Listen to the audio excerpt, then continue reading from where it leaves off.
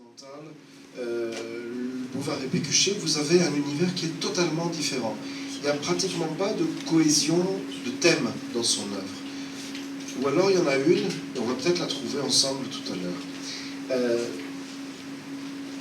L'histoire de Madame Bovary elle-même, qui est un des plus grands romans de la littérature française du XIXe siècle, l'histoire elle-même, si vous la racontiez aujourd'hui à un éditeur en essayant de lui dire « il faut traduire ça », vous lui diriez quoi? Alors, c'est l'histoire d'une dame qui est en province, qui est mariée à un type sans intérêt, qui rencontre un type sans intérêt, et elle s'ennuie tellement qu'à la fin, elle se suicide. L'éditeur, il vous dirait, bon d'accord, tu rentres chez toi, c'est pas la peine, on ne publiera jamais ça. En fait, l'histoire, comme très souvent chez Flaubert, n'a aucune espèce d'importance, aucune.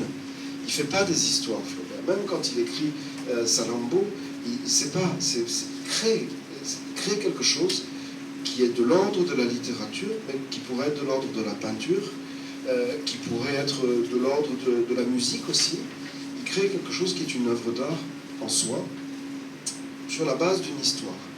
Et en fait, ce qui fait vivre cette histoire, c'est son style.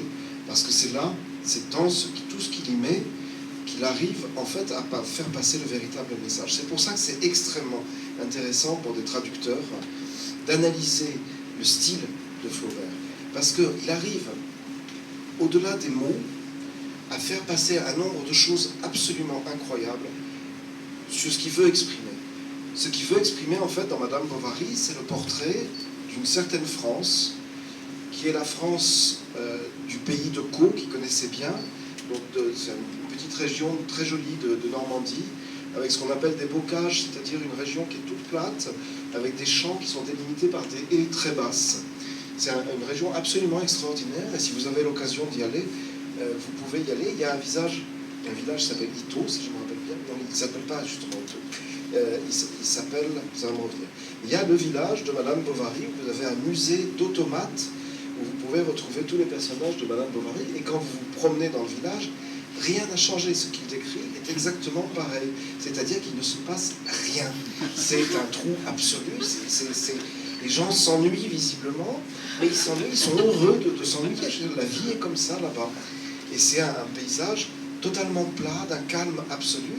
Et c'est ça qu'il va décrire. Il le décrit avec ce qui est, à mon avis, la principale caractéristique de Flaubert, avec un humour très ironique et qui est presque un humour féroce. C'est-à-dire que si on peut faire un lien entre Madame Bovary et Salammbô, par exemple, c'est le lien de la cruauté. Il décrit la mise à mort de cette société à peu près de la même manière qu'il décrit les mises à mort rituelles dans Salammbô, ou qui décrit dans Bouvard et Pécuchet la mise à mort de ces deux imbéciles qui ratent la totalité de leurs expériences botaniques et animales. Cette cruauté, c'est Flaubert, c'est-à-dire c'est un auteur qui est délicieusement méchant. Et cette méchanceté fait son style. C'est pas de la méchanceté misanthropique, c'est une méchanceté qui donne vie au personnage. Et on va voir dans ce texte, dans quelques passages, comment il le fait. Et ce que je vous demanderai, c'est une fois qu'on aura vu ensemble telle ou telle phrase, et on ne va pas travailler sur tout le texte parce que tout n'est pas très intéressant pour nous, sur telle ou telle phrase, je vous demanderai de discuter entre vous pour savoir comment on peut rendre les nuances qu'on aura trouvées ensemble. Alors, je voudrais commencer, malheureusement on voit mal, mais je crois que vous avez tous le texte, par la première phrase. Et je voudrais vous demander simplement, en connaisseur du français, de me dire ce que vous en pensez. Donc je vais la lire, en français, bien sûr. Et je voudrais simplement qu'on se pose la question de ce qu'il y a dedans. Ce fut un dimanche de février, une après-midi, il neigeait.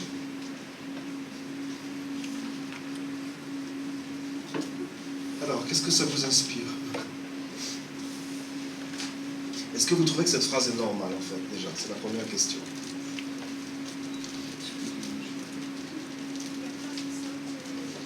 Prenez le micro, peut-être que... Oui.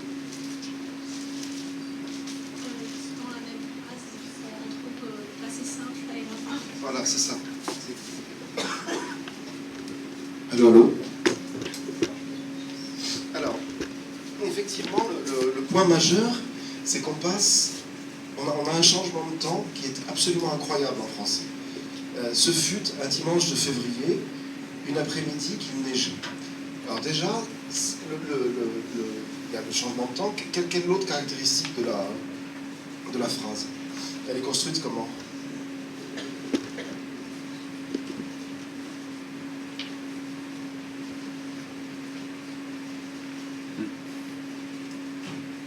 Ça vous rappelle quoi?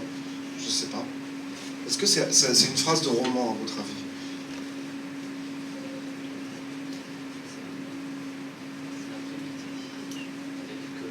Oui, alors déjà, une après-midi qu'il neigeait. Hein?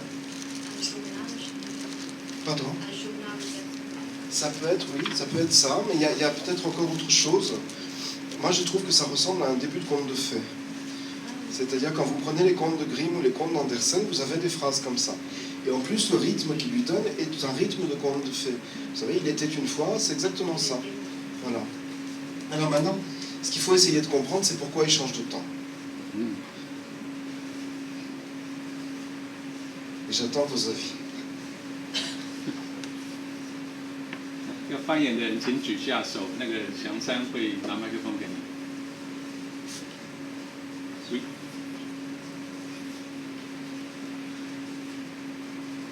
Alors, oui. Moi, la sensation que j'ai à partir de la lecture, c'est que oui, il y a un changement de temps, et on parle du temps, mais en même temps, il y a une intemporalité. C'est ce que vous dites un peu, conte de fées. Oui, ça s'est passé, mais à un moment, mais on ne sait pas quand, et ça pourrait être hier, comme ça pourrait être il y a 10 000 ans. Alors, il y a un peu de ça, effectivement, une après-midi. En fait, ce qui se passe, cette scène, c'est la rencontre de Charles, d'Emma Bovary, avec Léon. Donc elle est dans une vie qui est totalement uniforme, où les choses passent. Un après-midi qu'il neigeait, c'est un après-midi comme tous les autres. Il neige pas souvent en Normandie, mais ça arrive quand même, surtout à l'époque. C'était relativement fréquent. Et donc il est dans une temporalité, dans la deuxième partie de sa phrase, qui est tout à fait continue. Il désigne en fait la petite vie normale d'Emma Bovary. Et ce fut, en fait, il est extrêmement bref, extrêmement concis. Il va annoncer une coupure. Et dans cette toute petite phrase qui n'a l'air de rien, il casse justement le temps de son roman. C'est-à-dire qu'il annonce, attention, dans ce roman où il ne se passe rien, là, il va se passer quelque chose. Vous comprenez? Voilà. Alors maintenant, je vais vous demander, je ne vais pas pouvoir participer très activement, mais si vous arriviez à me dire comment on peut rendre ça en chinois, je serais très très intéressé. C'est-à-dire, comment est-ce qu'on peut arriver à rendre l'idée que dans un temps qui est continuel, tout d'un coup survient quelque chose qui ne l'est plus, qui est de l'ordre de la coupure, et comment on peut le faire avec autant de discrétion de style, c'est-à-dire que le lecteur en fait ne le remarque pas. C'est ce dont on parlait ce matin. Les mots en soi ne disent rien.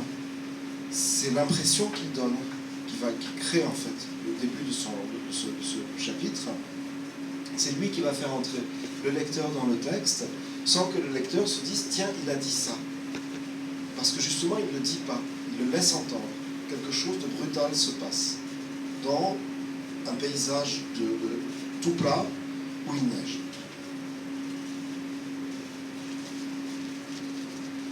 Maintenant, c'est à vous, je dirais plus rien.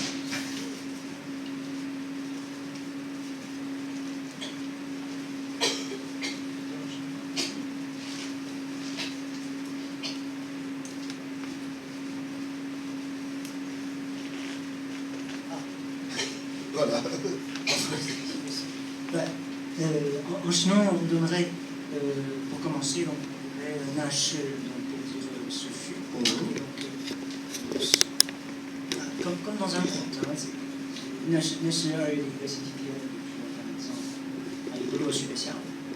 éventuellement. Mais sans votre explication, j'aurais tendance à supprimer justement ce fut. J'aurais tendance à donner directement donc un dimanche du mois de février, directement. en chinois plutôt qu'en marquant avec l'équivalent en chinois de ce fut. C'est le problème de Flaubert. Le problème de Flaubert, c'est que c'est un des plus grands auteurs français et que ce qu'il fait est une hérésie complète contre le français en permanence. Et donc, quand il fait une phrase comme ça, c'est pour ça que c'est intéressant, il faut essayer de faire de l'hérésie aussi dans votre langue. C'est-à-dire qu'il faut casser aussi dans la langue d'arrivée. Par exemple, si j'essayais de traduire ça en allemand, j'aurais beaucoup de mal. Parce qu'en allemand, il fut et il neigeait, c'est le même temps. C'est un prétérit. Voilà. Voilà. Et alors, comment on arriverait à le rendre dans ces cas-là? Il faut trouver d'autres trucs à ce moment-là.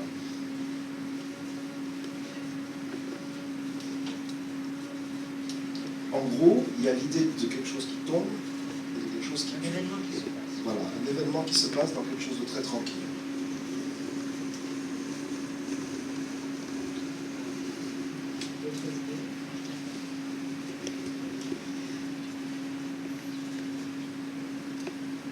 Allez-y, hein, il faut dire plein de choses, plein de bêtises pour déjà trouver une idée au bout d'un moment.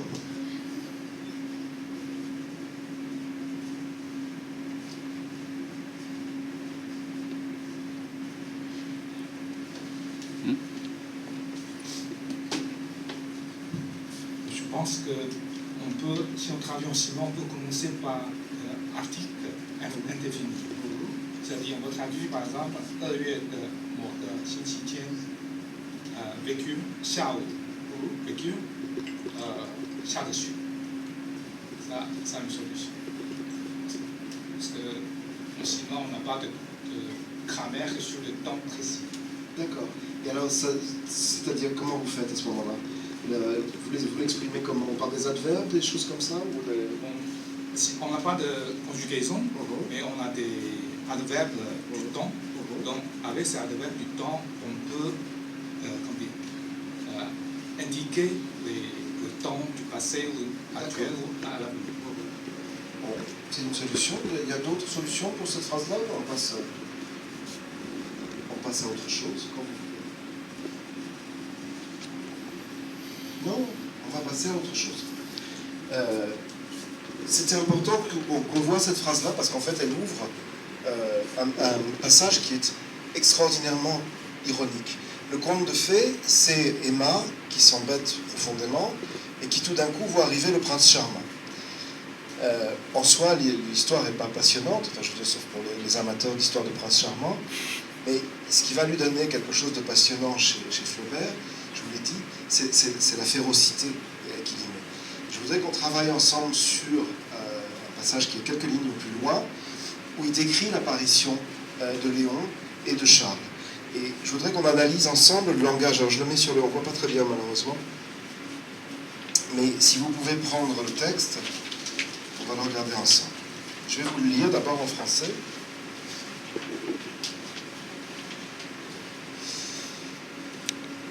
Je vais vous lire tout le texte et puis je vais vous dire où on va s'arrêter simplement pour que vous ayez le texte de Flaubert dans l'oreille, qui est très bizarre quand vous l'entendez.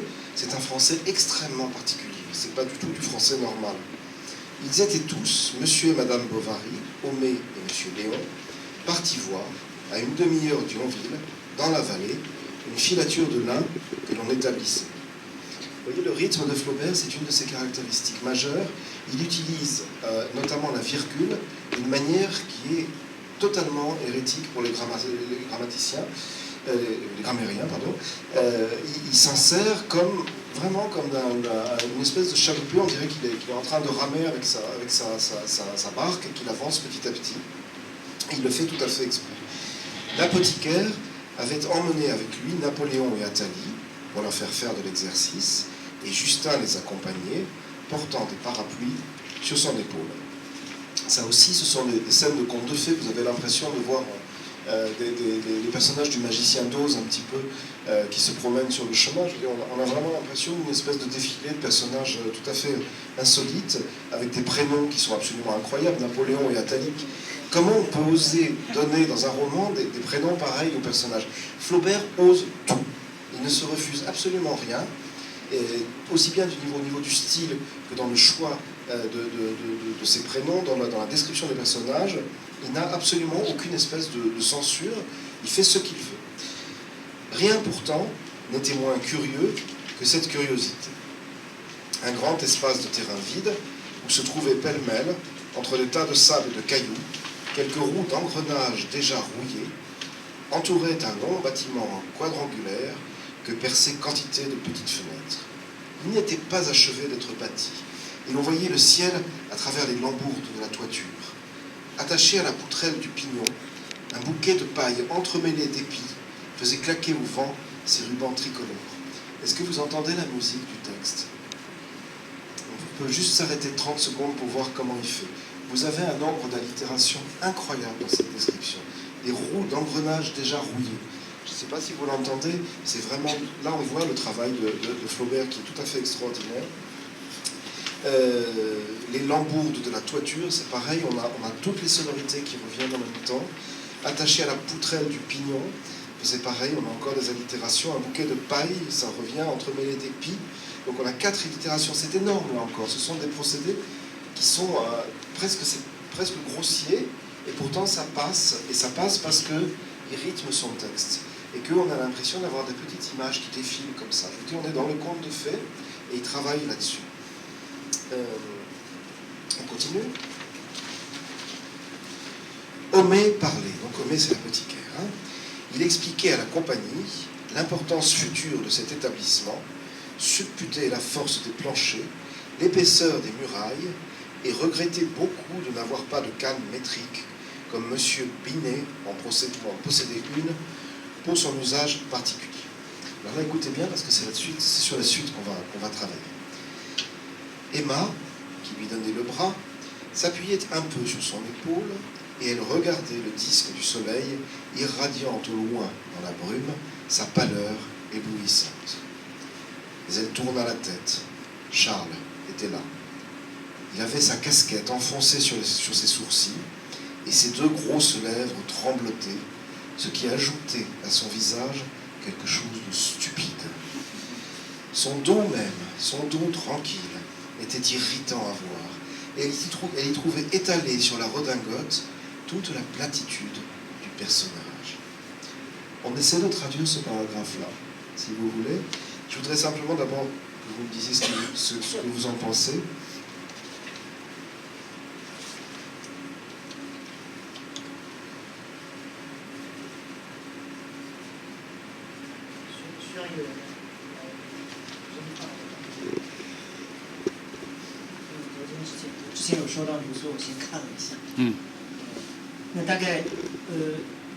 Comment on procède? Je raconte ce qu'on Vous dites ce que vous voulez. obtient comme... C'est comme chez le psychanalyste, vous parlez. Il me faut un divan dans ce cas. Pour commencer. Non, ce que vous avez envie de dire, c'est à partir de ça qu'on peut travailler ensemble. Alors moi, je m'apprêtais à donner une traduction de brouillon et pour qu'on puisse en discuter. Eh bien, allons-y. Oui. Très bien. Bon. Alors, je vais regarder. Donc Emma, donc Emma, 伸出胳膊，伸出胳这怎么样？胳臂，对不对？伸出胳膊让他挽住，有他写了没？稍稍倚着他的肩膀，望着远处一轮太阳，在雾中闪着耀眼的光晕。但他转开了头，夏尔在那边，他压舌帽压得很低，遮住了眉毛。2片厚厚的嘴唇有点哆嗦，给他的脸添了些蠢笑，就连他的背影，他安静的背影看了也令人生厌。他发现那平整的外衣上摊开的就是那整个人的平庸不堪。Alors, je suis incapable de comprendre ce que ça veut dire. Mais déjà, ce que j'ai entendu, c'est le rythme de la phrase que j'ai retrouvé. Alors après, en discutant sur la traduction que vous avez donnée,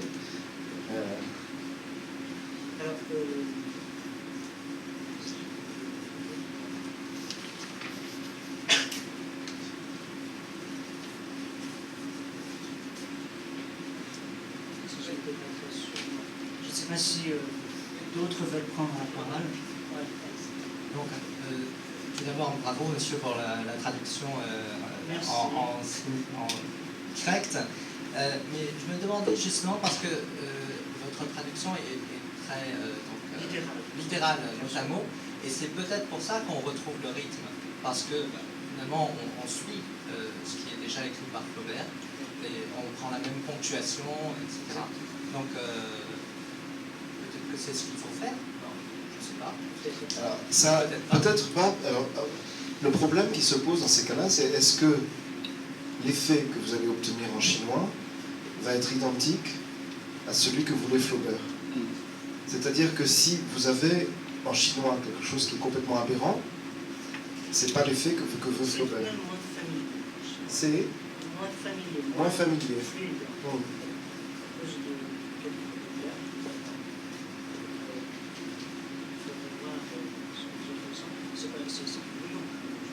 Oui, oui. Alors comment est-ce que vous avez compris cette histoire d'irradiant? Irradiant au loin. Dans la brume.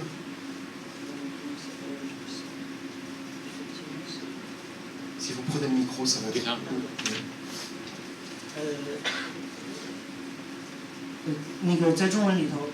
En chinois, donc j'avais donné, j'ai proposé que effectivement le virgule dans la brume en fait est assez impalaisant, donc ça donne une locution adverbiale dans Zhang, et ensuite irradiant donc pour chaleur, éblouissant yao yan de et guang yun ou guang yun. Il est vrai que c'est pas la pâleur en fait n'est pas vraiment rendue, puisque c'est en chinois l'expression guang yun donne davantage,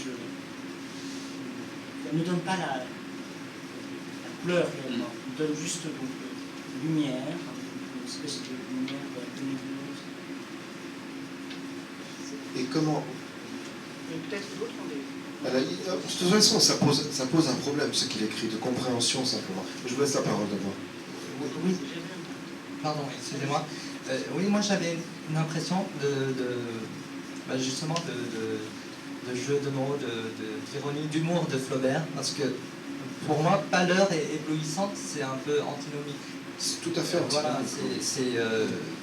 vous voyez, en fait, on s'émerveille pour rien. Voilà, conte de fées, mais pour la banalité. Conte de fées de la banalité, c'est un effet tout à fait bizarre.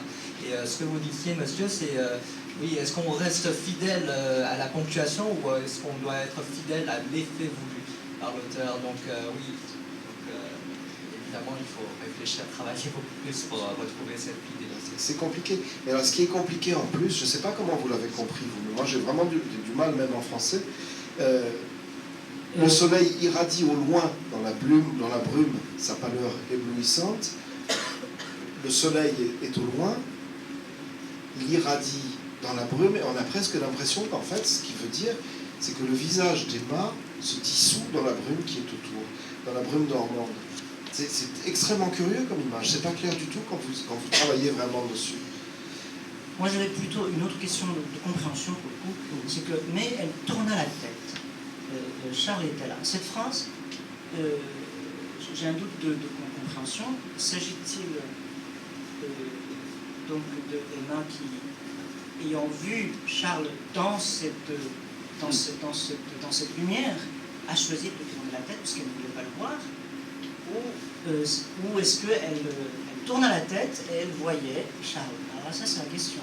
Alors, je pense, en lisant le texte, elle regarde d'abord le disque du soleil dans la brume, elle est en plein rêve, en fait. C'est pour ça que je parlais de la brume, pour comprendre ce qu'il veut dire. En fait, sa pâleur éblouissante, c'est elle-même, voilà, c'est comme ça qu'elle se sent. Et c'est pas, il décrit pas, il décrit, mais non pas l'extérieur d'Emma, non pas son visage, mais l'intérieur. Elle est éblouissante de pâleur dans la brume. C'est-à-dire qu'elle est dans une espèce de nuage où elle vit en permanence, dans la neige, qu'on a vu tout à l'heure, cette espèce d'atmosphère, et tout d'un coup, effectivement, elle tourne la tête et elle est ramenée à la réalité qui est celle de son mari, qui est celle de Charles. Donc vous choisissez en disant que qu'elle tourne la tête, et c'est là que le char C'est probablement ça. on en Voilà. en regardant au loin le soleil et tout ça, elle s'extasiait probablement, mais il y a quelque chose qui clochait. Non, c'est-à-dire que vous voyez comment là du coup on arrive à comprendre cette image. Ce qui se passe, après il y aura quelqu'un là-bas. Ce qui se passe, c'est qu'elle est en fait éblouie par elle-même en voyant son propre reflet mental dans la brume et dans le soleil. Et du coup la phrase devient compréhensible. Parce que si vous la prenez littéralement, ça ne veut rien dire. La phrase, elle n'a aucun sens. Si vous lisez mot à mot la phrase de Flaubert, regardez le disque du soleil irradiant au loin dans la brume sa pâleur éblouissante, soit c'est la pâleur des mâts, soit c'est la pâleur du soleil, mais le soleil il ne peut pas être pâle. Donc c'est en fait... oui, enfin, c'est très... Voilà, c'est tout à fait étonnant comme image. Et en fait on peut le lire à l'envers, c'est-à-dire qu'on peut lire que c'est la pâleur des mâts à elle, parce qu'en français le ça il n'a pas de genre. Voilà. Si on devait traduire en allemand, on serait bien embêté, parce qu'il faudrait choisir. Et là, il ne dit rien. Et en fait, on peut tout à fait imaginer qu'elle se rêve, elle, dans le soleil, qu'elle se voit, elle, la pâleur de son visage à elle, dans le soleil. Voilà. Et que, tout d'un coup, elle est ramenée à ça. Oui.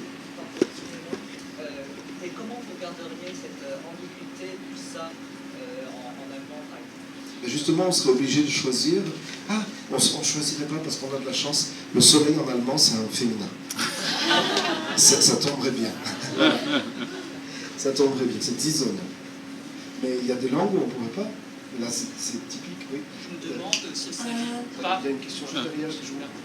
Je n'ai pas travaillé sur la traduction, mais sur la compréhension d'abord. J'ai l'impression que c'est un jeu théâtral. En fait. C'est l'entrée de jeu, l'entrée en scène de Emma, et c'est comme si la lumière projecteur focalise sur Emma, mais d'un coup il y a un contraste tout de suite avec le personnage apparaître de Charles, puisqu'il y a deux mots qui nous frappent vraiment en contraste avec la personnalité centrale d'Emma, c'est la platitude et stupidité de Charles. Donc, tout de suite, on a l'impression de l'entrer dans l'ère de jeu théâtral, tout de suite, avec les projecteurs, une sur le personnage Emma, et tout de suite sur la platitude de Charles. Vous avez tout à fait raison. C'est effectivement une mise en scène. L'image du projecteur de théâtre est très bien choisie. Je ne sais pas si Flaubert connaissait déjà ça, mais si, ils avaient déjà évidemment le théâtre, mais les techniques de projection, enfin d'éclairage de ce type-là, je ne sais pas s'ils connaissaient déjà, mais en tout cas, ils le voyaient bien. Oui. Monsieur ? Je me demande s'il ne s'agit pas d'un oxymoron qui consiste à montrer que même si Emma n'est pas, à ce moment-là, elle est quand même éblouissante. Oui, enfin, en tout cas dans sa tête. Je pense que c'est ça qu'il veut dire. C'est-à-dire qu'elle se rêve dans un autre monde. Mais il ne l'écrit pas comme ça. C'est là que vous voyez vraiment le génie de Flaubert. C'est pour ça que cette phrase est extrêmement intéressante. Il écrit des choses qui nous inspirent une image, en fait. Une image très très forte. Emma dans le soleil, on ne sait pas qui reflète qui, on ne sait pas qui brille vraiment, si c'est elle dans son rêve. Et tout d'un coup, elle est ramenée sur le sol avec, vous avez très bien dit, un mot qui revient 2 fois dans le paragraphe, qui est la platitude. Et la platitude, c'est vraiment, en plus, la caractéristique géographique, topographique du pays de Caux, de ce petit endroit de Normandie qui s'appelle Yvetot, j'ai retrouvé, et où effectivement tout est plat. Tout est d'une platitude absolue et séparé par des petites cases. C'est vraiment, vous avez l'impression d'avoir une espèce de damier. Mais vous avez tout à fait raison, c'est une vision théâtrale et presque cinématographique en fait. C'est-à-dire qu'il pourrait avoir une caméra qui dévierait du haut vers le bas. C'est exactement ce qu'il fait. On passe du ciel, pas encore à l'enfer, mais du ciel à la terre en tout cas, dans la terre dans ce cas-là de plus terreux.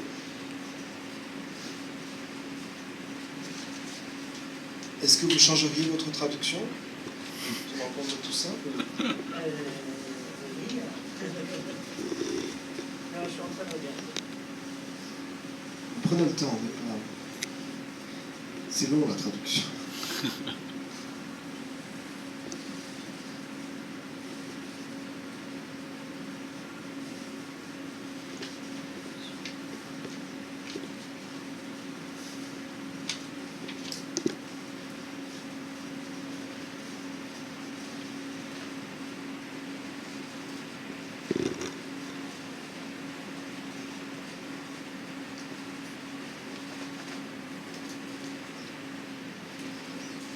Non?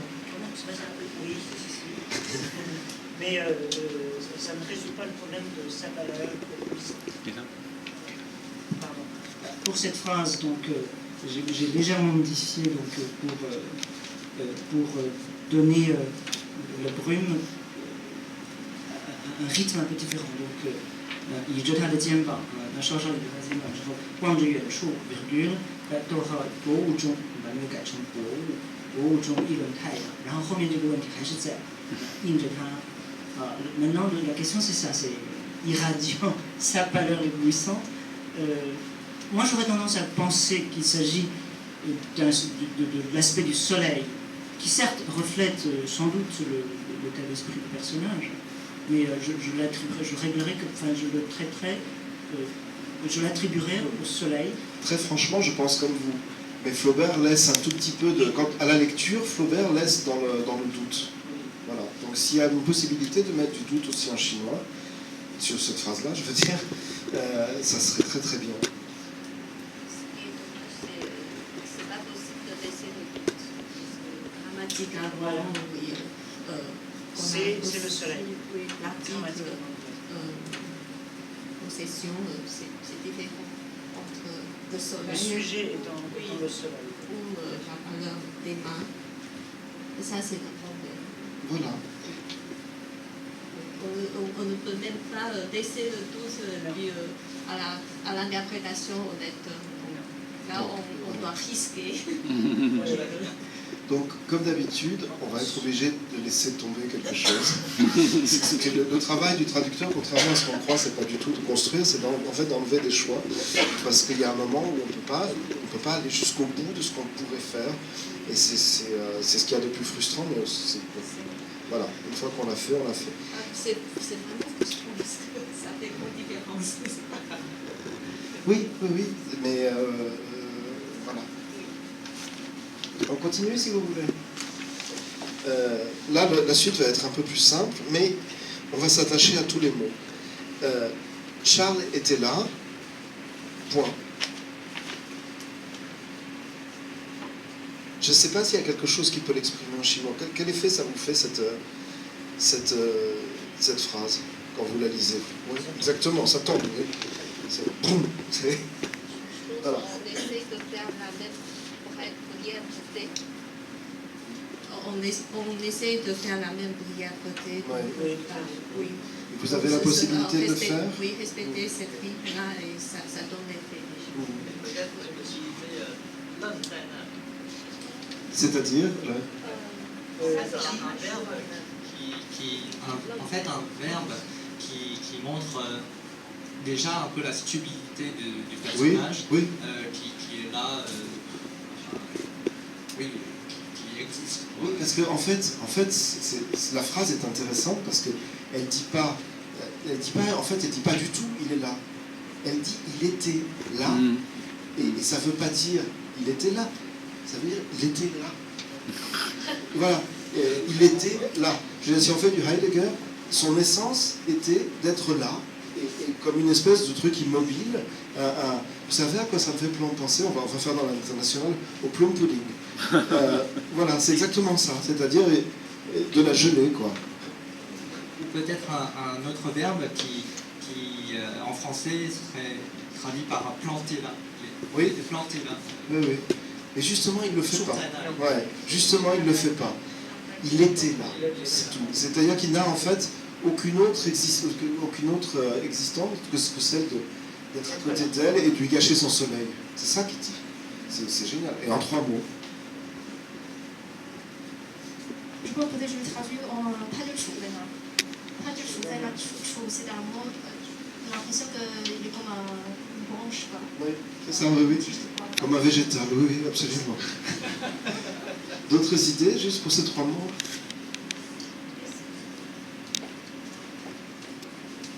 Est-ce qu'il y a un sens que mais il était là? Dans le sens où première partie c'est comme si elle est dans le nuage, elle rêve, alors Oui, il y a bien la sûr. réalité. Elle lui gâche tout. Oui, c'est ça. Mais il ne le dit pas. Il le dit uniquement avec le rythme, avec ce que vous avez dit tout à l'heure, c'est bon. Elle est dans son soleil, on ne sait pas où est le soleil, si elle est sur... On ne sait pas plus qui brille, etc. Mais est-ce qu'on peut traduire comme mais il était là? Alors là, si vous faites ça, vous allez rajouter quelque chose que justement Flaubert n'a pas dit. Et s'il ne l'a pas dit, c'est précisément parce qu'il ne veut pas écrire ce qu'il veut, ce dont il veut que vous ayez l'impression, la sensation. Mais est-ce qu'il y a quand même Bien quelque sûr. chose de désespoir? Bien entendu, total, épouvantable. Puis la suite va le confirmer. Mais si vous mettez un mais là où lui ne l'a pas mis, en fait là vous trahissez un peu son style, justement. Charles était là. C'est tout. Ça c'est Flaubert. C'est le génie de Flaubert, c'est d'arriver à ça avec 3 mots qui sont les mots les plus simples, de donner l'impression que vous avez eue tout de suite, c'est-à-dire l'impression d'une branche ou d'un gâteau qui est posé par terre et qui flotte un peu et qui lui gâche tout. Absolument. Et encore, elle n'a pas vu Léon. On y va. Donc on continue, si vous voulez, la description du pauvre Charles. Juste pour que vous sachiez d'où vient ce genre de description. Flaubert était un grand épistolaire, vous l'avez cité ce matin. La correspondance de Flaubert est ce sont des textes d'une intelligence, d'une luminosité extraordinaire et d'une méchanceté, mais incroyable. C'est-à-dire qu'il assassine les gens, ses collègues, les journalistes, les passants, sa concierge, en 3 mots comme ça. Et c'est son style, je dirais, il adore ça. Il est très très fort pour faire ça. Il était très ami avec beaucoup d'autres écrivains de l'époque, dont les Goncourt et 2 frères, Jules et Edmond, et avec lesquels ils ont une correspondance que je vous conseille vraiment, parce que c'est d'une drôlerie incroyable, et d'une drôlerie méchante, mais pas gratuitement méchante, c'est de la méchanceté de style. Et parce qu'ils aimaient ça, c'est tout. C'est vrai que quand on est méchant, pas méchamment, quand on est juste méchant avec le style, on arrive à faire des choses très très belles. Et là, c'est ce qu'il fait avec le malheureux Charles, il va le massacrer, quoi. Enfin, c'est terrible. Et je voudrais qu'on étudie la manière dont il le fait, qui est extrêmement intéressante. Il avait sa casquette enfoncée sur ses sourcils. Qu'est-ce que ça vous dit déjà? Donc ce sont les casquettes françaises, vous savez, avec une petite visière devant, toute petite, et en fait la casquette est plutôt grande. Mais enfoncée sur les sourcils, ça veut dire qu'il l'a là. C'est-à-dire que c'est vraiment... C'est pas ça qu'il veut dire. Voilà, il voit pas très loin. Il a ce qu'on appelle un front d'imbécile, en fait. C'est-à-dire qu'en fait, il n'a pas de front, quoi. C'est ça qu'il veut dire. C'est pas la position de la casquette, c'est le fait que... On dit en français, il y a une très belle expression qui dit qu'il n'est pas du front. Pour dire que c'est un crétin. Voilà. C'est exactement ça. Mais il arrive juste avec un instrument, un accessoire vestimentaire, à ne pas dire ça. C'est au contraire, il décrit quelque chose qui nous donne cette impression-là et qui veut dire la même chose, sauf qu'il ne le dit pas. Il nous montre une image. Ça fait presque un bœuf, je veux dire, comme ça. D'accord ? Il avait sa casquette enfoncée sur ses sourcils. Grammaticalement, on vous dira que c'est pas du bon français. Il avait sa casquette enfoncée sur ses sourcils. Quand vous prenez le Grévis ou un autre manuel de grammaire, on va vous dire on n'écrit pas ça. On écrit il avait la casquette enfoncée sur les sourcils, ou à la rigueur la casquette enfoncée sur ses sourcils, mais sa casquette enfoncée sur ses sourcils, c'est une faute de style. Voilà. Flaubert adorait faire des fautes de style, parce que ça lui permet justement d'appuyer les choses. Sa casquette appuyée sur ses sourcils.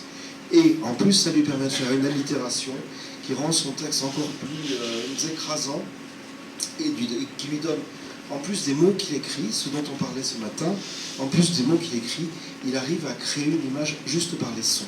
Sa casquette enfoncée sur ses sourcils. Ça vaut Victor Hugo avec ses serpents. Hein. Voilà. Et c'est vraiment la description voilà. Et puis ça continue, ces deux grosses lèvres tremblotées, ce qui ajoutait à son visage quelque chose de stupide.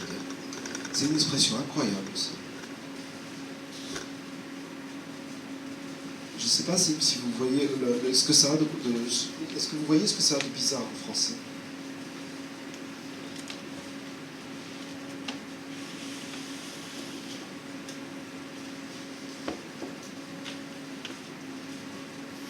En fait, il vient de faire le portrait d'un parfait idiot. Déjà. Et il le fait de manière physique. C'est-à-dire tous les éléments qu'on a jusqu'ici, la casquette, les sourcils. Vous savez qu'on va peut-être avoir un président avec des gros sourcils en France, et qui vient de la campagne. C'est pas la même campagne, mais c'est exactement ce que décrit Flaubert. Monsieur Fillon, c'est exactement cette société-là. Voilà. Les gros sourcils bien épais, un ennui profond. Et voilà. Donc, imaginez-vous ça. Imaginez-vous Charles comme les sourcils de M. Fillon. Voilà. Il a les lèvres qui tremblotent, comme ça. Et il dit ce qui ajoutait à son visage quelque chose de stupide. Ce qui est extraordinaire, c'est que là, il ajoute une qualité morale, pas une qualité au sens large, à une description totalement physique.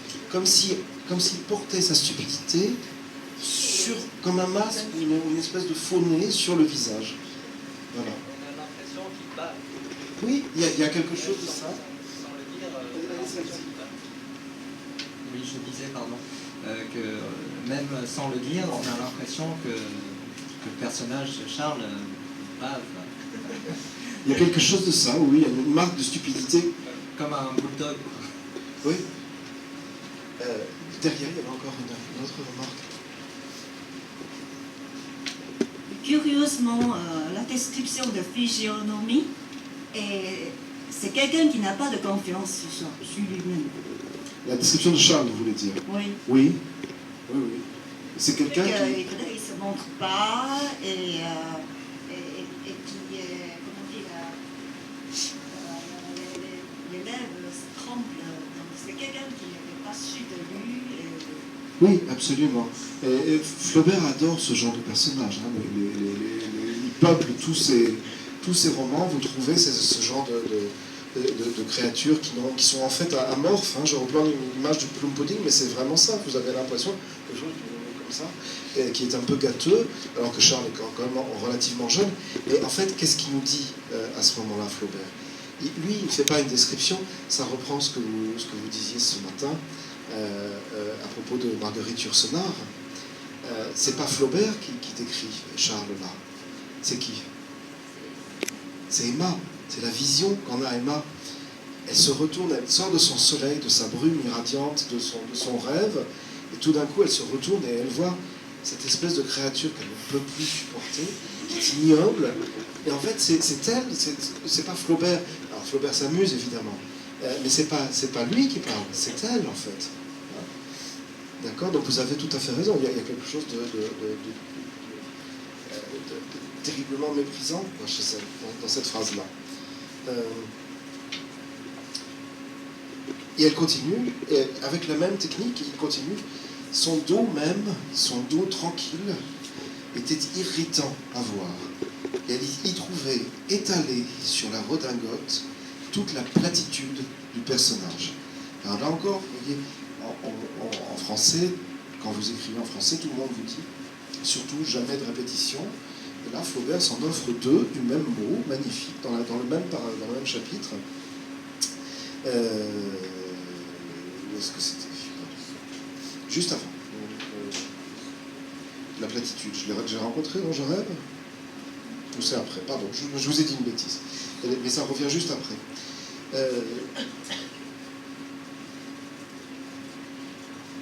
Il reprend, donc là encore, il rejoue sur le physique. Le dos même, le dos tranquille. Et là, vous retrouvez l'image du plat, le dos qui ne bouge pas, comme toute la campagne autour d'elle, comme la neige qui tombe. Le dos qui ne bouge pas. Et elle y trouvait étalée sur la redingote, là encore, c'est un mélange incroyable, toute la platitude du personnage. Alors je vous demanderai comment vous avez, on va travailler sur la traduction, comment on peut traduire ça en chinois, ce mélange de caractéristiques morales et de caractéristiques physiques.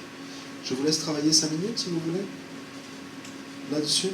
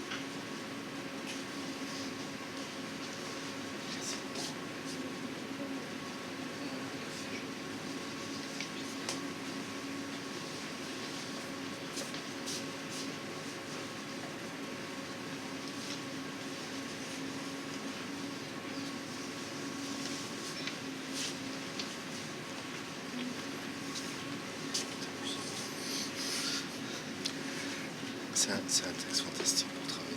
En plus, mine de rien, il y a tellement de choses à travailler. Oui, c'est incroyable, dès que tu te creuses. C'est pour ça que c'était un génie. Il y a les pages de correction, elles y sont. C'est à la fin. C'est à la fin, c'est ça.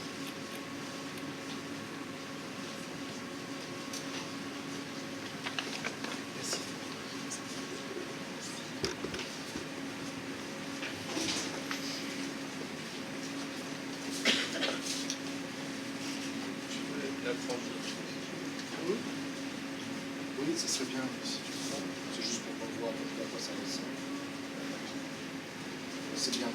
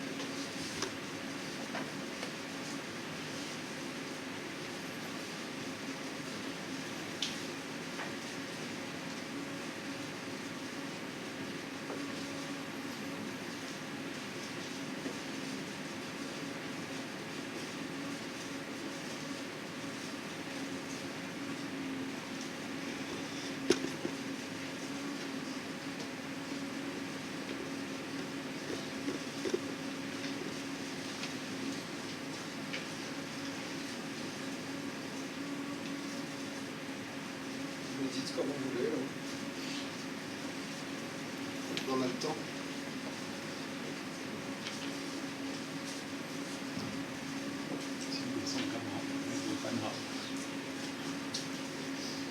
宋刚，请你先开始吧。苗王已经准备好了。再继续念是不是 Yeah. On commence par quoi? Même son dos?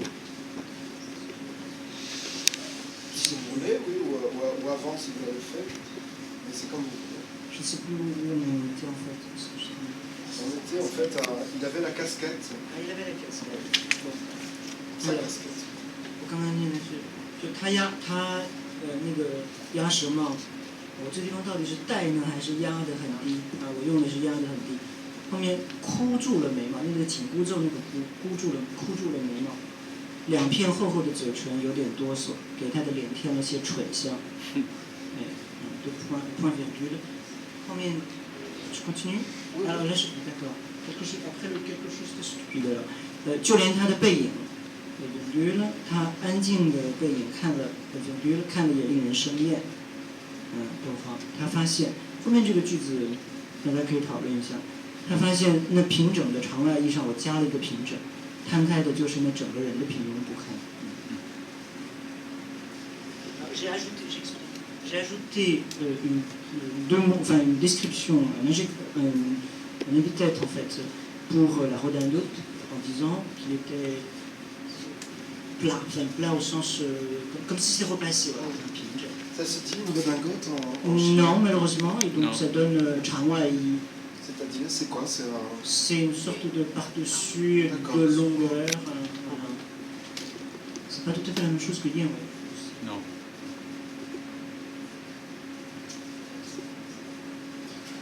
Alors, sur cette traduction, vous avez maintenant, ce qui serait bien, c'est que vous discutiez entre vous sur ce qu'on peut. 困难的点是到底意大利要不要用一个什么形式来呈现？就是摊可以j'ai soulevé trois difficultés proposées pour doit-on rendre le mot étalé quelque chose frère semble ici.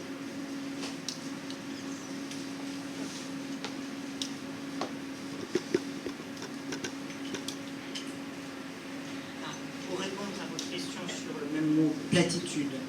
Donc, en décrivant à la fois donc, la qualité morale d'une personne et puis la qualité physique donc, de sa tenue, c'est pour cela que j'ai ajouté le mot pinch, qui veut dire plat et bien repassé pour la redingote, et l'autre mot pignon, qui veut dire quelqu'un de limite vulgaire, enfin pas vulgaire mais plutôt de moyen, de très quelconque, oui. Voilà, l'expression, et qui, dans les deux mots, il y a le mot plat, donc pied, qui est repris. Ce qui est une technique qu'on utilise, c'est une des techniques, on a un atelier spécial là-dessus à l'école, c'est ce qu'on appelle en français la technique de compensation. C'est-à-dire qu'il y a des moments où on ne peut pas faire passer dans une phrase quelque chose, ce qu'on a enlevé tout à l'heure, mais on peut éventuellement le faire passer autrement, soit en rajoutant un mot, ou éventuellement en le faisant passer dans la phrase suivante, ce qui arrive en particulier pour les sonorités.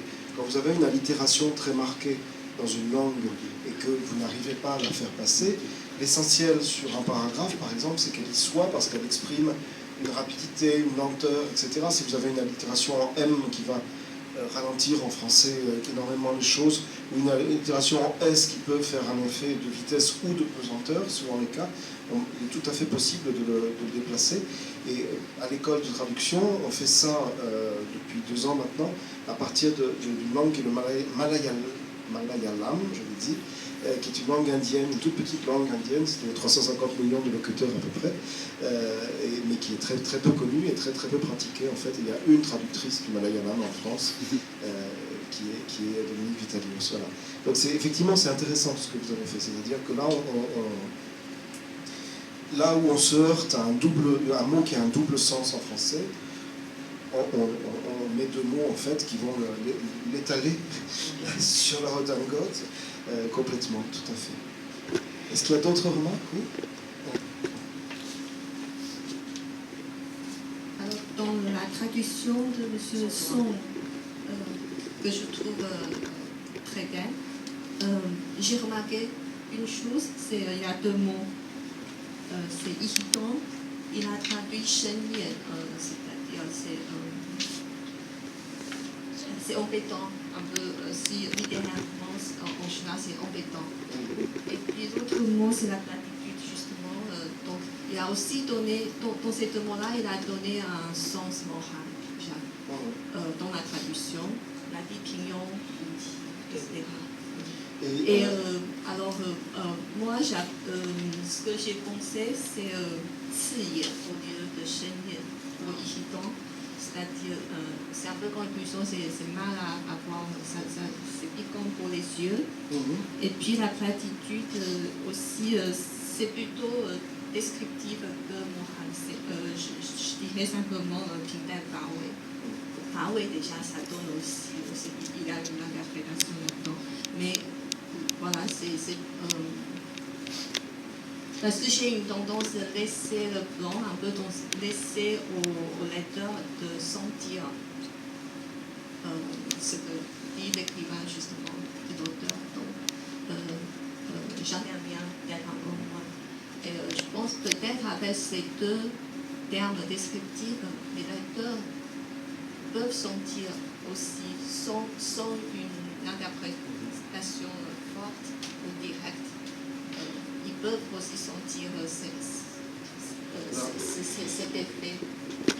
Si on voulait vraiment pousser encore plus loin la traduction, il faudrait aussi essayer de rendre les sons de Flaubert. Il utilise, si vous entendez bien dans ce paragraphe, trembloter, stupide, redingote, platitude. Ce mélange de L et de T, on le retrouve assez souvent de manière péjorative en français. Vous avez un mot qui est vieillotte, par exemple, qui me fait penser à ça, vieillot. Et ça, c'est vraisemblablement le stupide et platitude, c'est un écho. Donc si on voulait vraiment arriver à rendre tout ce qu'il a fait de son côté, ça serait quelque chose comme ça. Ça serait intéressant. Je vous ai apporté simplement, mais vous le savez tous, Flaubert était un fou d'écriture et de travail. Et donc je vous ai simplement apporté une page de ses manuscrits pour voir à quel point il travaillait les moindres détails. Vous voyez, enfin, il rajoutait des choses, il en enlevait. Et il a des espèces de codes typographiques comme ça qu'on retrouve à droite, à gauche, pour indiquer justement des échos. Et c'est intéressant de les suivre. Si vous vous intéressez à Flaubert, cette édition est maintenant sur Internet. Et vous avez à la fois, c'est la Société des Amis de Flaubert qui la publie, et vous avez à la fois ceci, c'est-à-dire le texte, et une version dactylographiée qui a été faite par une éditrice dont j'ai oublié le nom, mais je vais peut-être le retrouver. Enfin, c'est pas très grave de toute façon. Et vous avez là tous les changements qu'il a apportés. Et quand vous regardez par exemple là-dessus, ce qu'il enlève, c'est pas inintéressant du tout. Pour ce qui concerne Charles, par exemple, il enlève quelque chose qui est trop fort.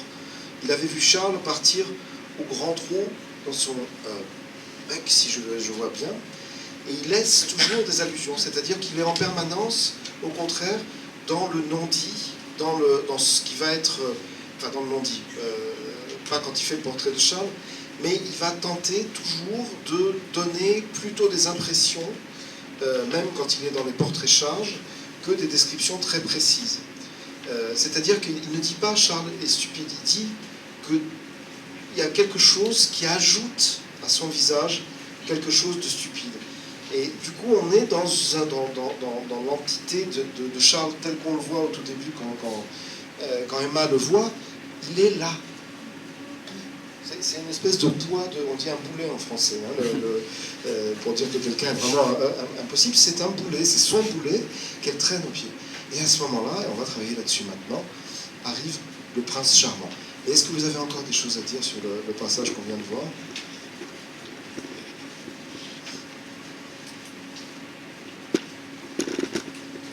Non ?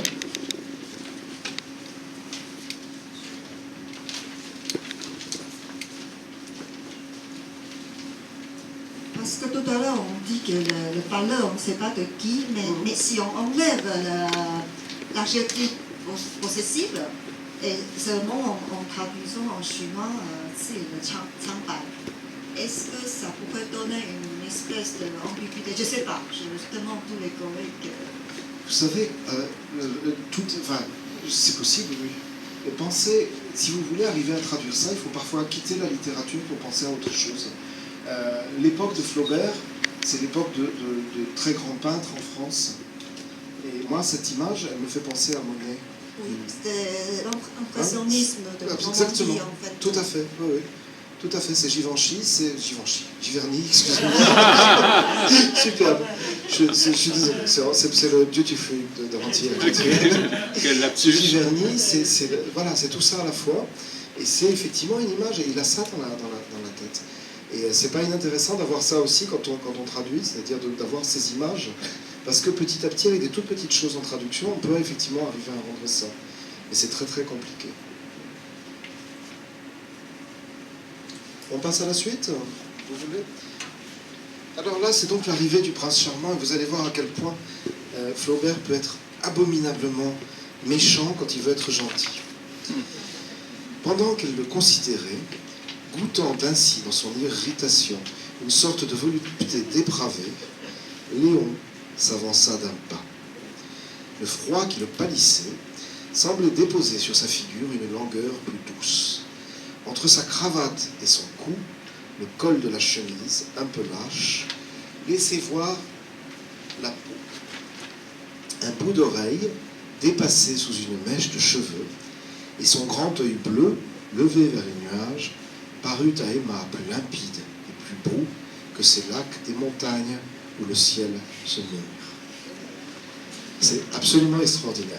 Vous savez sûrement tous que Flaubert a eu de gros ennuis pour ce livre. Des ennuis énormes. Il a été condamné par la justice française pour pornographie. Et le jugement est absolument extraordinaire parce que les avocats de Flaubert ont dit, mais excusez-moi, il n'y a strictement rien dedans, mais les juges étaient des bons lecteurs. Et quand vous lisez le jugement prononcé contre Flaubert, les juges disent, effectivement, il n'y a rien. La seule scène qui soit un tout petit peu allusive, c'est la scène où Emma et Léon sont dans la diligence. On ne voit strictement rien, la diligence roule, et simplement à la fin, Emma laisse pendre légèrement sa main par la fenêtre, c'est tout. Mais c'est alors que ce roman est d'un érotisme et parfois d'une obscénité absolue. Alors il faut le voir, je vous dirais simplement, ça c'est l'esprit gaulois qui parle, si vous cherchez les obscénités cachées, vous en trouverez partout. Il faut connaître un tout petit peu voilà. Je vous en donne juste une pour vous amuser, j'espère que je ne choquerai personne. Il y a un moment où Léon rentre chez lui après avoir vu Emma, il ne s'est rien passé. Léon s'assoit à son bureau et Flaubert écrit. Léon s'assit à son bureau et tailla sa plume. Voilà. Alors, je vous laisse chercher dans les dictionnaires, mais le roman est truffé de ça. Mais là, c'est beaucoup plus intéressant, c'est même pas une obscénité, c'est une scène d'érotisme minimaliste, c'est-à-dire que c'est vraiment au niveau zéro, mais c'est extraordinairement intéressant. Et en plus, c'est intéressant parce que, vous allez voir dans cette partie du texte, on a un écho de celle qu'on vient de voir, et en fait, tout est composé comme un morceau de musique. Vous savez, vous avez un premier air, et là, on est sur le papapapam, voilà. Donc, on va travailler là-dessus en n'oubliant pas ce qu'on vient de... Voilà. Pendant qu'elle le considérait, alors ça c'est un terme extraordinaire, elle ne l'observe pas, elle ne le regarde pas, elle le considère. Considérer, il y a une valeur morale. C'est un mot un peu vieilli, en l'occurrence chez Flaubert, mais elle le considère comme on considère une situation. C'est toujours, il est complètement passif. Il ne bouge pas, elle l'examine en fait. Voilà.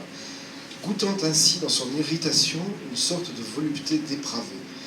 Là encore, on retrouve l'art de Flaubert dans les allitérations et dans les sonorités, qui est absolument extraordinaire. Goûtant ainsi dans son irritation, vous avez déjà 3 T là, et surtout vous avez d'un côté le goûtant, c'est-à-dire quelque chose qui est très lent, y compris dans le mot, et irritation, qui est avec les 2 R, qui fait une accélération extraordinaire. C'est-à-dire qu'elle est à la fois dans cette contemplation et dans la colère, qui en plus lui fait plaisir. Voilà. Et une sorte de volupté dépravée. Alors ça fait partie des choses que la justice a reproché à Flaubert. C'est-à-dire qu'en gros, il présentait une femme mariée qui supportait plus son mari et qui prenait plaisir à le faire souffrir. Voilà.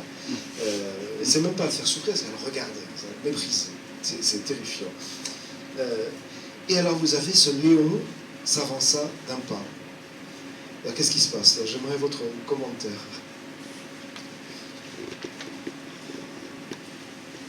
Sur la structure du texte, simplement.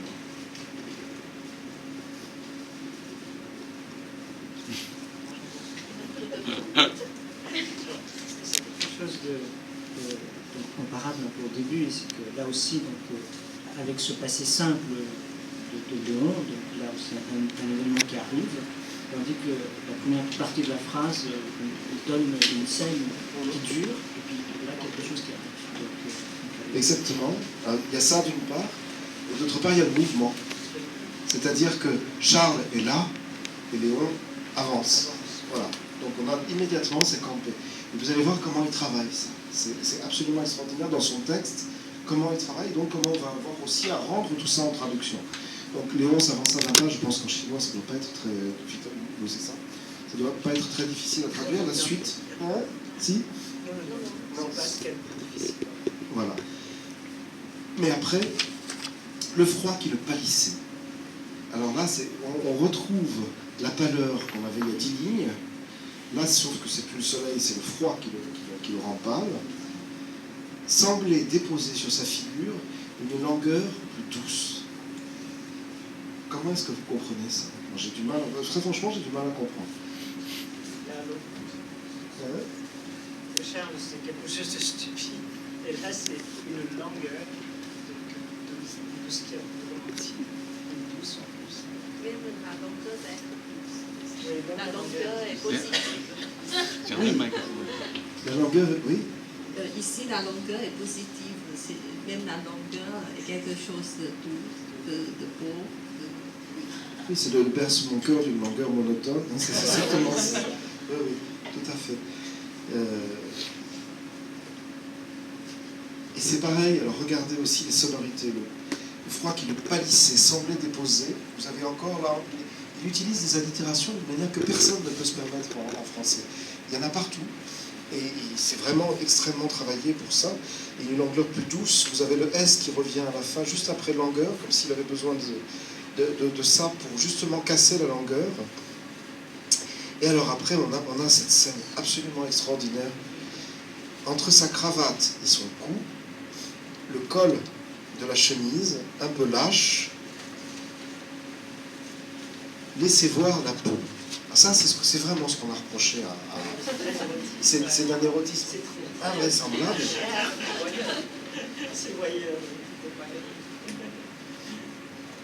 Bon, le col de la chemise un peu large, tout le monde a compris le sens que ça a, c'est-à-dire qu'en fait, il est un peu trop large pour son cou. Mais vous avez quand même aussi, vous avez la longueur et puis vous avez l'âge jusqu'après. Donc on voit aussi déjà se profiler ce qu'est vraiment Léon, c'est-à-dire que le prince charmant, il flotte un peu. On peut dire ça. On a la pâleur, c'est-à-dire qu'en fait elle est en train de se choisir un deuxième Charles sans le savoir. Et déjà il l'indique, il est en train de l'annoncer. Quand on va traduire, il va falloir tenir compte de ça. C'est-à-dire que c'est un prince charmant, mais il n'est pas avec son armure, son cheval et son épée, il est avec un col de chemise un peu lâche, il n'est pas lourd, il est langoureux, tout ça n'est pas très très bon signe, il commence déjà à l'indiquer. Et alors après, il y a cette phrase, alors là, absolument extraordinaire. Un bout d'oreille dépassé sous une mèche de cheveux. Alors, le terme de bout, c'est une espèce de... Bon, on dirait qu'il y a un morceau de viande qui sort, c'est vraiment ça, je veux dire. Ça n'a plus rien de langoureux, encore moins d'érotique. Il y avait un morceau qui dépassait. C'est vraiment ça, un bout d'oreille, et pourtant Emma est charmée. Ça, quand vous allez le traduire, il va falloir en tenir compte.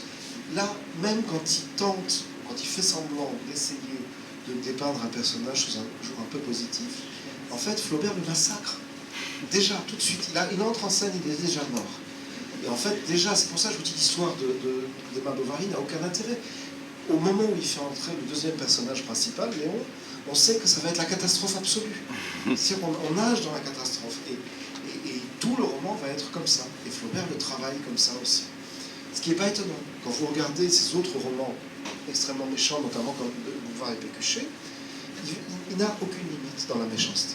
Il va vraiment jusqu'au bout. Bouvard et Pécuchet, je ne sais pas si vous le connaissez, si vous l'avez lu, je vous conseille très très vivement de le lire. C'est un livre extraordinairement drôle et surtout extraordinairement bien écrit. Et il y a une version qui a été tournée avec Jean Carmet et le deuxième c'est Jean-Pierre Mariel, qui existe en DVD, et si vous la trouvez, elle est remarquable, parce que c'est vraiment le texte de Flaubert, soit dit par les deux personnages, soit en voix off, Et c'est une adaptation merveilleuse. C'est très bien fait, les costumes sont très très bien faits, le lieu, etc. Et vous voyez vraiment que Flaubert est dévastateur. C'est un massacreur de personnages. Et là, il prend un plaisir énorme. Donc ce bout d'oreille, pour le traducteur, ça va être le plus important, le plus difficile à rendre. Donc le bout d'oreille débâche en plus sous une mèche de cheveux. Donc il le découpe en morceaux pour le décrire. Et son grand œil bleu, il continue, on est toujours, c'est pas ses yeux bleus, c'est que son grand œil bleu, levé vers les nuages, parut à Emma plus limpide et plus beau que ces lacs des montagnes où le ciel se mire. Ça vous fait penser à quoi? Oui? Je ne sais pas si j'ai bien senti, mais déjà le changement de regard. Parce que déjà, du côté de Charles, c'est un regard de couteau, en fait. Et Emma trouve un plaisir justement de rendre Charles. Mais dans la description, de Flaubert sur Léon, c'est un regard, on dirait, caresse, effleurement, oui, c'est presque touché. Oui. Alors, vous pouvez le voir de différentes manières, monsieur. Peut-être voulez-vous répondre d'abord? Non, non, mais je Moi, cette phrase, son impression, moi, c'est qu'elle montre la niaiserie de Léon et le vide. Et en fait, c'est Emma qui se mire dans ses yeux, dans son œil bleu. En fait, pour moi, ça montre le double vide, le vide de Léon et le vide intérieur de Emma. C'est elle le ciel et c'est lui le lac des montagnes. Alors en plus, elle ne sait pas ce que c'est qu'un lac de montagne. Hein. C'est ça qui est extraordinaire. Moi, ça me fait penser, Flaubert voyageait beaucoup, lui, par contre. Il savait tout à fait ce que c'était. Et on a l'impression d'une carte postale de Suisse de la fin du 19e siècle. Vous savez, quand Nietzsche était à Sils Maria, il envoyait des cartes postales comme ça, notamment à Louis André Salomé, et Louis André Salomé aussi. Et ils parlent tous de ces lacs. Donc, d'un côté, vous avez cette espèce d'espoir de sortir de son bocage pour arriver dans des... Et en fait, Flaubert nous indique tout simplement, vous avez tout à fait raison, que elle change de platitude, elle change d'altitude dans la platitude simplement. C'est-à-dire qu'elle va rester avec quelqu'un de limpide, mais limpide et étalé sur une redingote, c'est exactement la même chose. C'est complètement plat. Simplement, elle s'élève vers des cieux autres, et c'est terrifiant, quoi. Moi, j'ai une petite question. Pour quelle raison c'est son grand œil et non pas ses grands yeux? C'est terrible, hein. Alors, là, c'est une image. Et alors, il faut essayer d'imaginer pour comprendre ce que c'était que le pays de Caux. Ce que c'était que le pays de Caux. Moi, je vois une image tout de suite, mais je voudrais que vous l'imaginiez avec moi. Qu'est-ce qu'on fait dans cette région de Normandie? L'activité. Rien, mais quand même. L'activité économique principale de cette région, à votre avis, c'est quoi? L'élevage. Ouais. L'élevage. Et ça vous dit quoi? Oui, absolument. Oui, absolument. Et une vache, en gros, quand vous la regardez, vous voyez qu'un œil.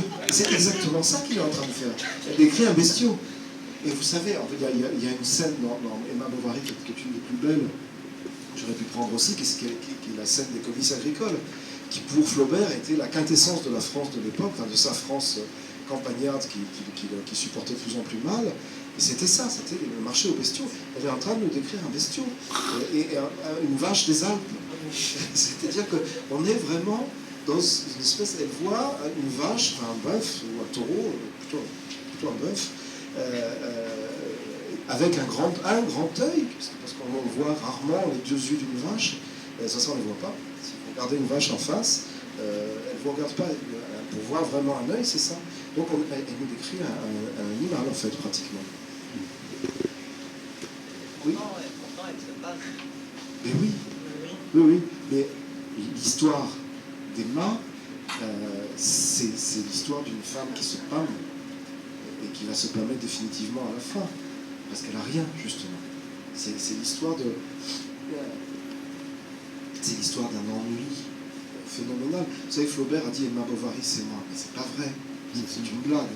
Flaubert était un type qui avait un amour de la vie absolument extraordinaire, qui menait une vie très très débraillée, notamment avec ses amis dont je vous ai parlé, écrivains. Ils allaient d'une beuverie à l'autre, d'une femme à l'autre. C'était une vie complètement qui n'avait rien à voir avec ça. Mais il connaissait par contre très bien le pays de Caux où il vivait. Donc quand il n'était pas à Paris, il était là-bas. Et ce qu'il décrivait, c'était ça. Donc on peut penser que ce qu'il décrit, c'est lui là-bas. C'est-à-dire l'ennui phénoménal et l'ennui où aussi il pouvait écrire. Parce qu'il ne pouvait pas écrire à Paris en faisant la brague avec ses amis. C'était pas possible. Voilà. Donc il nous décrit une bête. Il nous reste un tout petit peu de temps. Est-ce qu'on essaie de traduire ce passage en tenant compte de tout ça? Amusez-vous. Hein. Je veux dire, là, c'est vraiment la traduction amusante quand on arrive à faire ça. Vous pouvez même forcer un peu le trait. Tout est possible.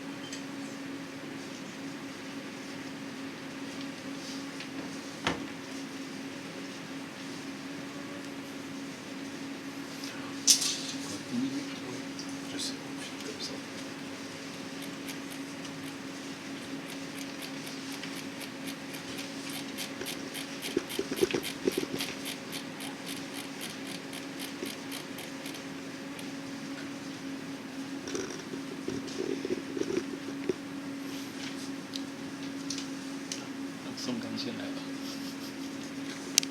还是请宋刚打头阵？因为我不知道，我以为大家都有在这样稍微看一下。那我把整段念，je lis tout le passage。他这样打量着他，逗号，厌恶中，我觉得这个地方恐怕就刚才常老师讲的那个。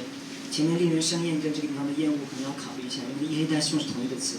厌恶中品味到一种淫荡的快感，我不知道这个淫荡合不合适，大家自己考虑一下。一种淫荡的快感，逗号，正好来往前走了一步，句号。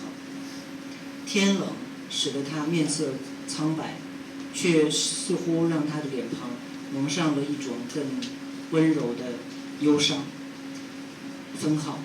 他衬衫领子有点松，逗号，看得见领带和脖子之间的皮肤，分号，耳朵从一绺头发下面露出一角，分号。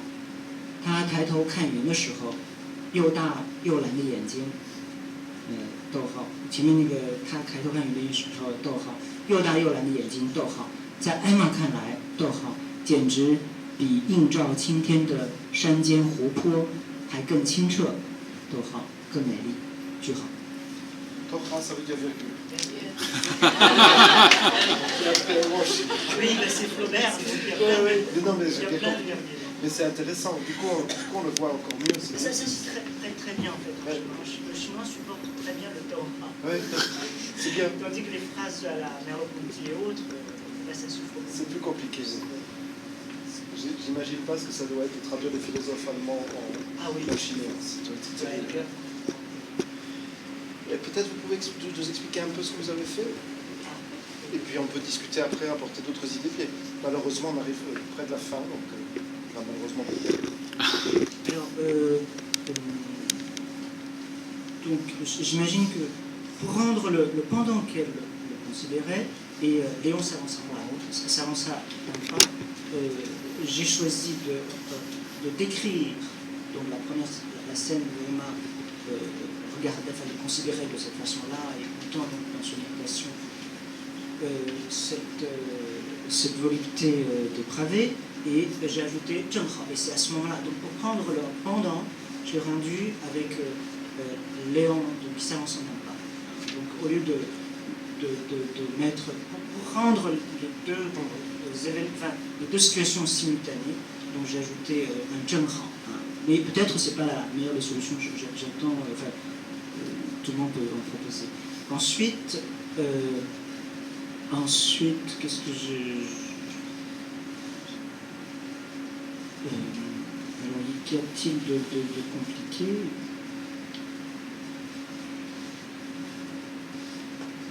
Je regarde. Alors, comparé à la phrase en français, en chinois, donc la phrase sur le col de la chemise un peu lâche et tout ça, est plus continue. Mais je pense que le rythme est restitué quand même. Au lieu de dire, comme lui, sans arrêt des 26, en chinois, ça donne que deux phrases, une phrase donc ponctuée avec un virgule au milieu.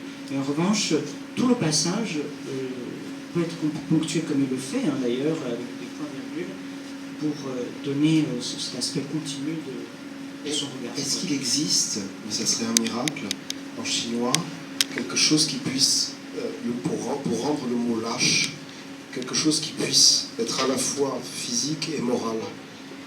Parce que Flaubert écrit un col lâche, ça veut dire très clairement qu'il tient pas sur le coup, mais il fait entendre au lecteur la lâcheté aussi du personnage qui va jouer un rôle dans la suite. Oui, je n'avais pas pensé à ça.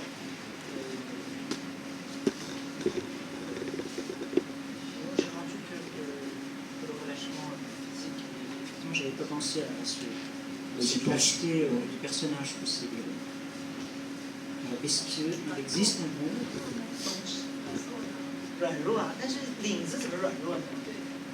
领子就是有点松散，水性，有点水性。領子很鬆散。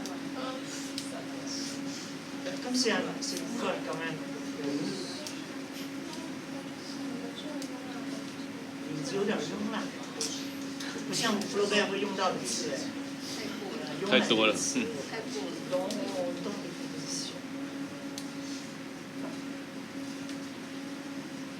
Bon, mais je crois que de toute façon, on va arriver au bout. Oui. Seulement une question. Je me demande, parce que pour le bout d'oreille ou bien son grand œil bleu, je me demande si c'est pas une espèce de... Elle ne le voit